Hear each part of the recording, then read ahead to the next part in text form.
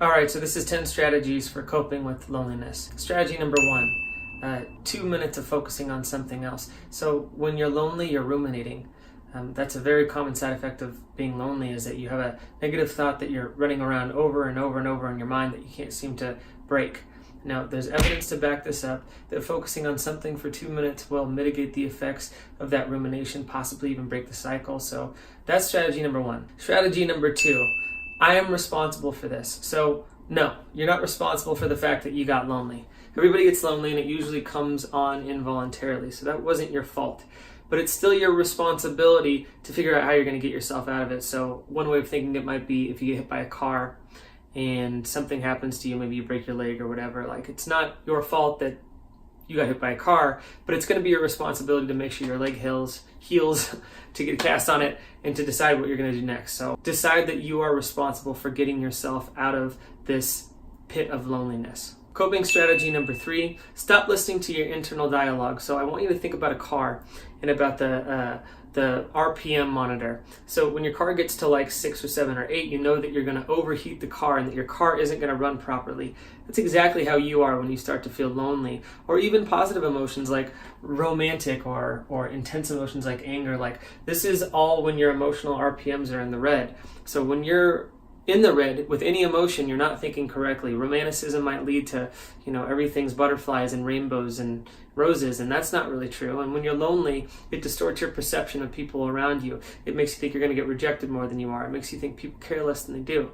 So stop listening to your brain when you're in these intensely emotional states. Coping strategy number 4, light exercise. Notice I didn't say heavy exercise, I said light exercise. When you're sad or down or whatever it is, the last thing you want to do is go do some vigorous HIIT workout class, because your serotonin's low, so is your dopamine. So that's why I say light exercise. And the caveat here, or at least the added bonus here, is that if you're able to just do something light, and you know what light is for you, it might be taking a walk, it might be like vigorously doing your dishes or whatever it is. But if you're able to do something light, then during that process, you're going to be indirectly spiking helping replenish your dopamine and serotonin. That might lead you to thinking better. You're acting your way into thinking better. So let your physiology at least help you get out of this little funk that you're in. Strategy number 5, this isn't really a strategy, this is just a way of thinking about it. Loneliness is normal. Everybody gets lonely from time to time. In fact, I think it's a little over 40% of people will say that they really struggled with loneliness at some point in their life. And 60% of those 40%, if that makes sense, were married. So they were in an intimate, close relationship and they still felt lonely. So give yourself a break. This is a very normal thing that visits a lot of people, and it also leaves in good time too. Along those same lines, strategy number 7 is to say yes to it. So oftentimes when there's something amazing that happens in our life, we want to hold on to it and we want to keep it here. And when something bad happens to us, we want to push it away immediately. And neither of those strategies work. In fact, they have the opposite effect. So imagine loneliness just as an unexpected guest. And your door is unlocked and they're welcome to use your futon as long as they need to.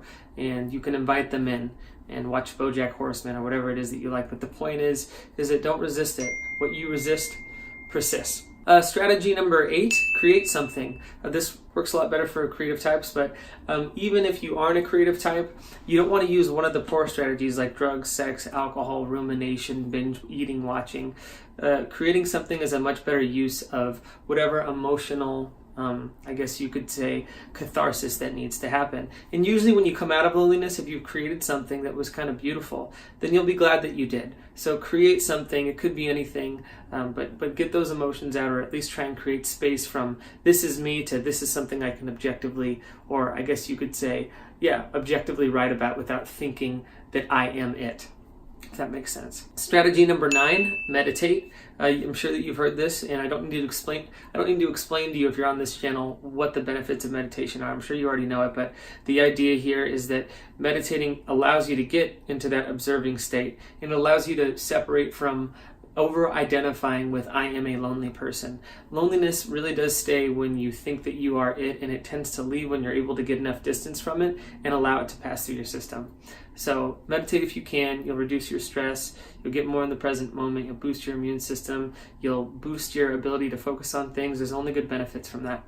Coping strategy number 10, a positive reference experience. I thought about getting this tattooed on my body. I still might, but if you are feeling lonely, and you're trying to get out of your loneliness by thinking your way out of being lonely, that's not really going to work. What will work, though, is having moments of connection with somebody. Then your brain will be like, oh, well, why was I feeling lonely? I feel really connected to this person.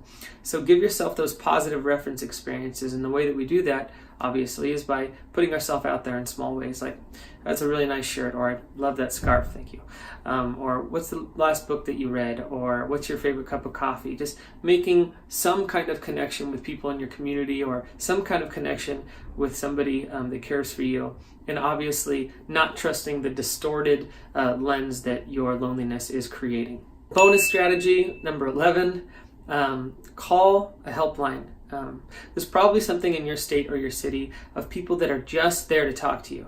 Like they're volunteering most likely too, and they want to talk to you. And there's no shame in calling it. In fact, it's a fundamental need to connect with people. So when they answer the phone, they really are happy to talk to you, and that's what I do. And by the way, I've called them too. Sometimes when I get really down, I mean, usually people that are into psychology are kind of self-loathing at times anyways, but when I get really down, the WARMLINE is something that I will absolutely use.